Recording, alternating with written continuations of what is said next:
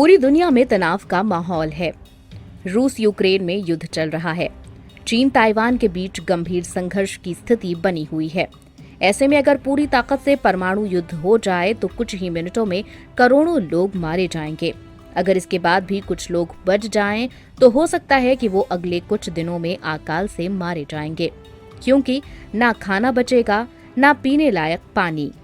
खेतों से फसलें, गोदामों से खाद्यान्न, पेड़ पौधे सब कुछ खत्म हो जाएंगे। पीने योग्य पानी के सभी स्रोत रेडिएशन से भर जाएंगे, जिसे पीने से कैंसर जैसी भयानक बीमारियां हो सकती हैं। ये स्टडी हाल ही में नेचर जर्नल में प्रकाशित हुई है। परमाणु युद्ध के बाद क्या धरती से इंसान विलुप्त हो जाएंगे?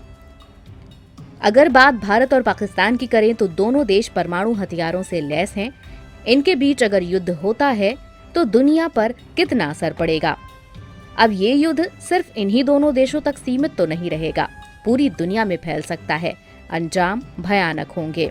स्थिति इतनी भयावह होगी कि जिन देशों में परमाणु युद्ध नहीं भी हुआ, वहां भी लोग सुरक्षित नहीं बचेंगे, न ही उनका पर्यावरण। ये भयावह सपना नहीं, एक आंकलन है। अमेरिका और सोवियत संघ के देशों ने इतने ज्यादा परमाणु बम बना लिए हैं जिनकी कल्पना भी नहीं की जा सकती है। इसलिए दोनों देशों ने किसी तरह से थोड़ा नियंत्रण बना रखा है। लेकिन किसी भी देश ने पहल की तो अंजाम बेहद बुरा होगा। यहीं से इंसानी सभ्यता का खात्मा शुरू हो जाएगा। इंसान धरती से विलुप्त हो जाएंगे। धरती पर वैसा नजारा होगा जैसा डायनासोरों के समय था। मंगल और शुक्र ग्रह की स्टडी से पता चला है कि धरती पर रहने योग्य माहौल कितना ज्यादा संवेदनशील है। परमाणु युद्ध के बाद धरती पर परमाणु सर्दी फैल जाएगी। ये नजारा ठीक वैसा होगा जैसा एस्ट्रॉइड की टक्कर के बाद डायनासोरों के खात्मे के बाद हुआ था। 90 के दशक में दोनों देशों ने अपने परमाणु हथियारों की संख्या कम करने में जुट गए, आपस में समझौता किया था। हो सकता है कि परमाणु युद्ध के बाद इंसानों की पूरी आबादी खत्म न हो, क्योंकि कुछ देशों में तो लोग सुरक्षित बच सकते हैं, लेकिन उनके पास खाने पीने की चीजों की कमी हो सकती है। 40 साल तक परमाणु सर्दी फैली रहेगी, सूरज दिखेगा तक नहीं। परमाणु युद्ध के बाद पूरी दुनिया में जो परमाणु सर्दी फैलेगी वो कम से कम 40 साल तक रहेगी, क्योंकि युद्ध में हुए विस्फोटकों से निकली राख, धूल ऊपरी वायुमंडल में जाकर अंधेरा बना देगी। सूरज की रोशनी धरती पर नहीं आएगी। धरती पर लगी आग की वजह से निकला धुआं चारों तरफ फैल जाएगा। फसलें खत्म हो जाएंगी, खाना मिलेगा नहीं। ये मत सोचिएगा कि मछली खाकर जिंदा रह लेंगे, क्योंकि इस युद्ध से समुद्री जीवों पर भी भयानक असर पड़ेगा। मछली खोजना भी मुश्किल होगा।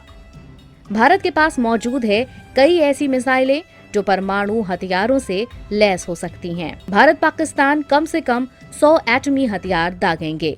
वैज्ञानिकों ने गणना की है कि अगर अमेरिका और रूस आपस में परमाणु युद्ध कर लें तो वर्तमान हथियारों के अनुसार 15 करोड़ टन राख वायुमंडल में जाएगा। इससे हर देश में घने काले बादल छा जाएंगे।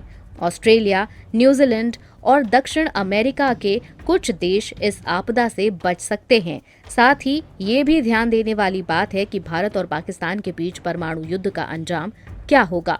दोनों के पास अमेरिका और रूस जितने हजारों की संख्या में परमाणु हथियार नहीं हैं, सीमित हैं, लेकिन वैज्ञानिक ये मानते हैं कि दोनों कम से कम 100 परमाणु हथियारों का उपयोग तो करेंगे ही।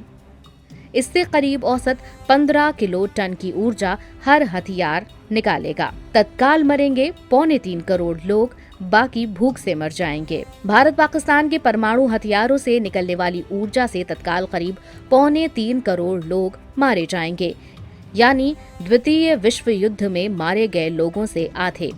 इन दोनों देशों के युद्ध से करीब 5 मेगाटन राख निकलेगी। वैश्विक कैलोरी उत्पादन में 7% की कमी आएगी। इसके अलावा अगले 2 वर्षों में खाने की कमी की वजह से 25.5 करोड़ लोगों की मौत हो जाएगी। कितनी भी कोशिश करने का कोई प्रयास करे, लेकिन दोनों देशों के युद्ध से करीब 200 करोड़ लोग मारे जाएंगे। कुछ युद्ध के सीधे असर से और कुछ लोग उसके बाद पड़ने वाले अकाल से। ये स्टडी रटगर्स यूनिवर्सिटी के प्रोफेसर एलन रोबोक ने की है।